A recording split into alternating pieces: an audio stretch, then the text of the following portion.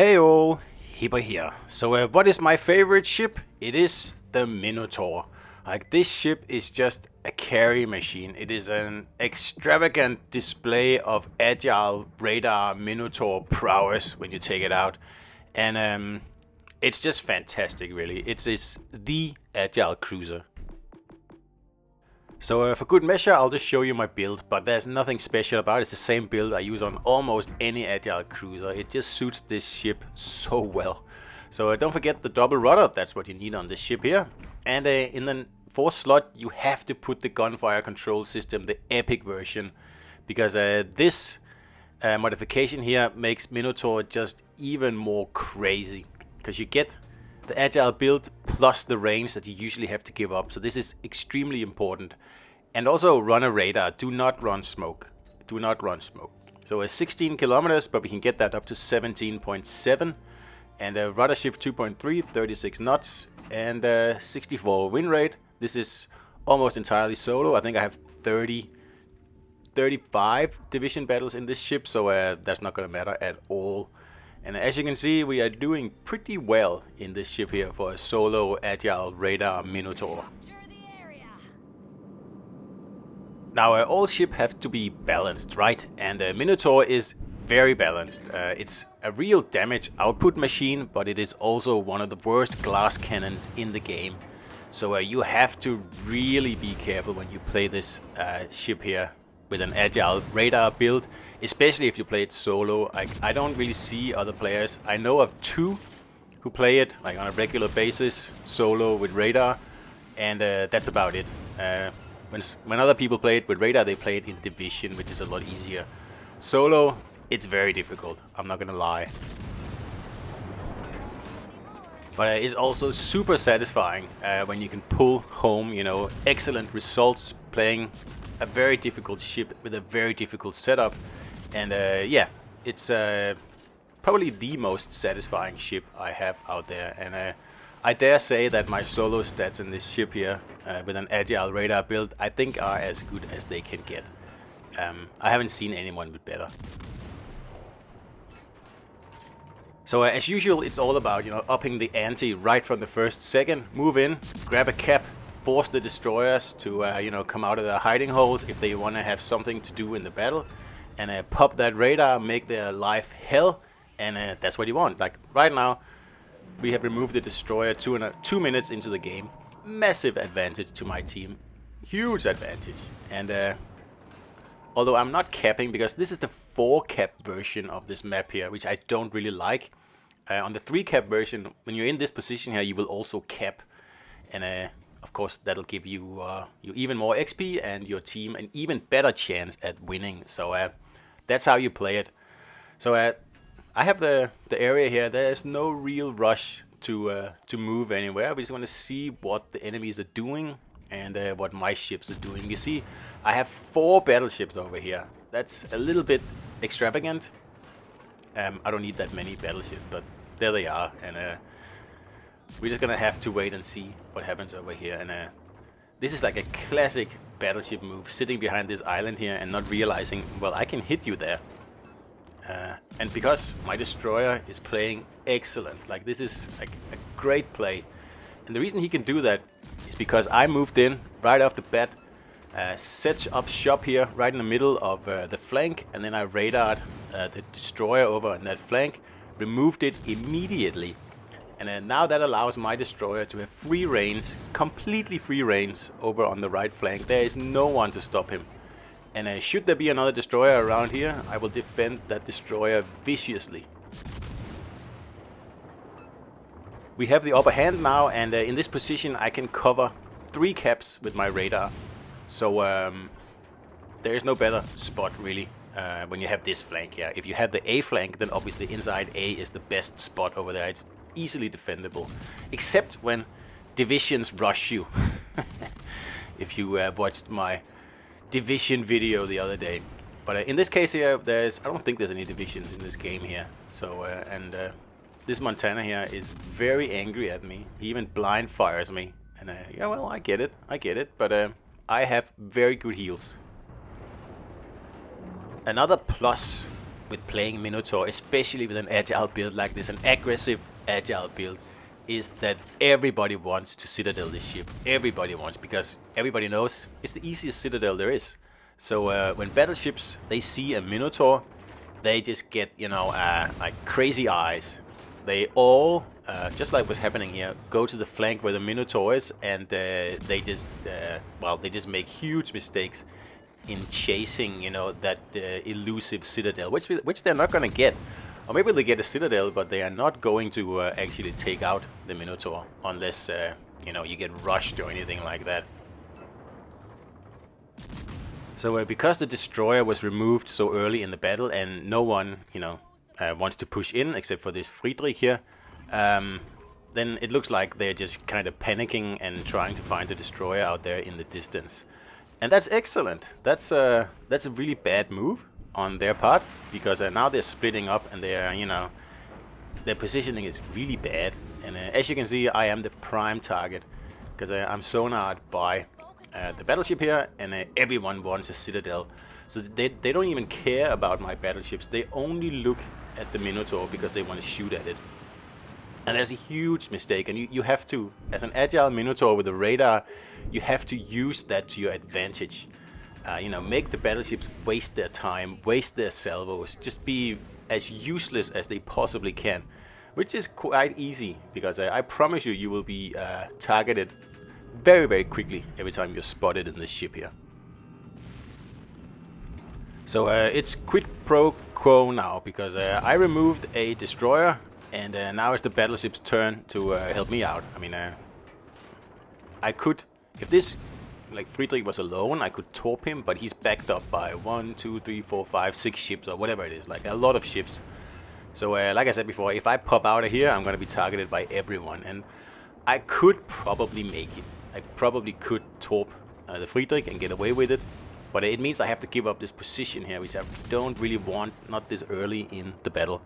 So instead, I'm just hoping that the battleship can keep the Friedrich at bay, at least for a little bit. Because it doesn't really matter that much. He's not even in our cap, he's not stopping our tickets or anything like that. And although we are behind on tickets, it's not something we cannot salvage yet. There's no need to make, you know, hasty plays yet in this game here. If you were to lose 2 battleships right now, which, you know, can happen at any time in this game here, then I would probably reconsider. But as it is, nope. I'm just gonna hope that the battleships help me out here. So we blind fired that minnow on the other side of the mountain, and we got 2 citadels. I can't lie, that was very satisfying.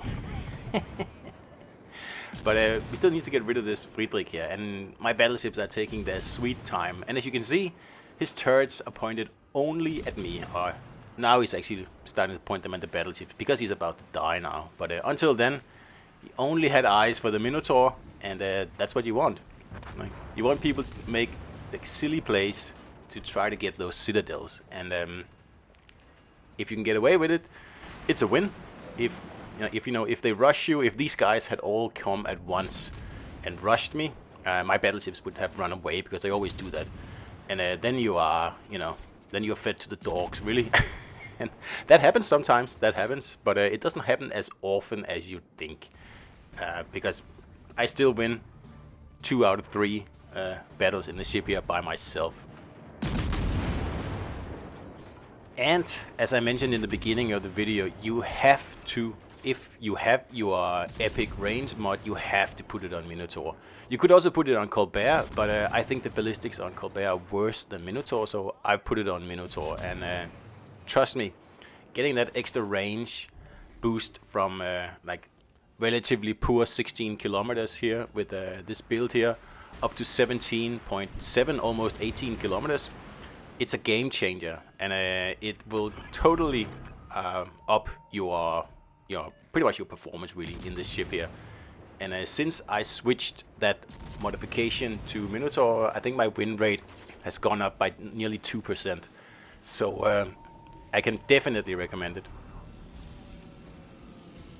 That has always been the problem with agile cruisers, that you give up everything for rudder and speed, and you are lacking in range, And that's okay, because that's why you have to get in up close and personal in these ships here. But with the epic mod, at least in Minotaur's case, you can have your cake and eat it at the same time. It's fantastic. It really is.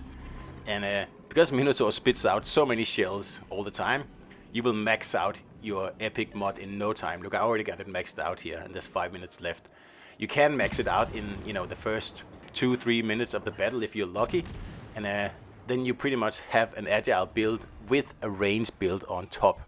And boy, is that a build that really kicks some butt in this game here. And of course, with Minotaur, you get all the tools you need. All the tools except for armor. You don't get that. So you just have to live with that. And as I'll show you here in a minute, like if you are up against another Minotaur, you know, it's all about who knows the ship best. Really, there's no other explanation to it. So in a minute, this guy here is going to angle just a little bit too much, and I will switch from shooting at his superstructure to then actually the hull and be able to citadel him. And that's what you want. Like, you need to know the insides and outsides of your ship, basically. A little bit early there, but he's only about 1 degree off. He's there it is, and it's going to citadel now. Yep, very, very satisfying. This is the guy we citadeled before, with 2 citadels from across the map. So yep, very, very exciting. So this guy is going to shoot, but as long as they are more than 10-11 kilometers away, you can dodge the shots with your agile build like I did there. This is also probably not the best player. He doesn't even have a camo on his Yami, and like, that wasn't even a hard salvo to dodge. I mean, anyone could see where that was going. But even, you know, ace players, if you are more than 10 kilometers away and you are not broadside, okay, you will be able to dodge them. And you might take a citadel, but you're not going to sink. And then you have 25, you know, roughly 25 seconds to figure out what you're going to do next. And that's why you always have to plan ahead in this ship here. You always have to have, you know, an escape route. In this case here, my escape route is just blocking this guy so he can't see me anymore, and I can cap this thing in peace and quiet. And the battleships haven't even finished over here with this Carnot here. They're taking forever. And like I said, you get all the tools with this ship here. You get radar, you get sonar, you get amazing heals. You got super fast firing guns, 3-second reload here, and you get 10 of them. And you have 16 torpedoes that you can single fire. Like, it's just nuts. There's something for everyone in this ship here, and it's just so pleasing to play. It's my favorite ship, and that's why it is my favorite ship, because I can do anything I want in this ship here. It's agile. It, you know, puts out a ton of damage, and it's also a very sneaky ship, and also something many people forget. It has excellent AA.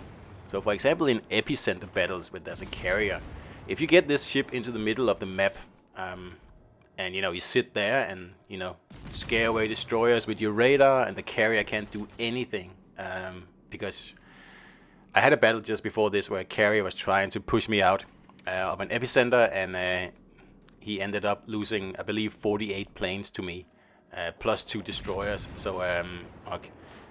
This is one of those ships that if you get it into a nasty position and you don't get rushed by, you know, half the team, you are going to dictate the battle, and you are going to win, basically. That's all it takes. And radar Minnow, I would always pick that. Smoke, I don't even see the point of it. Just like with Edinburgh, I don't understand. Why would you give up the radar, the most powerful tool in the game, over like a kind of a defensive smoke? It doesn't make any sense to me. It may be more difficult, yes, or it may not be more difficult. It's certainly more difficult, but it's so much more rewarding, and you get much more fun battles out of it.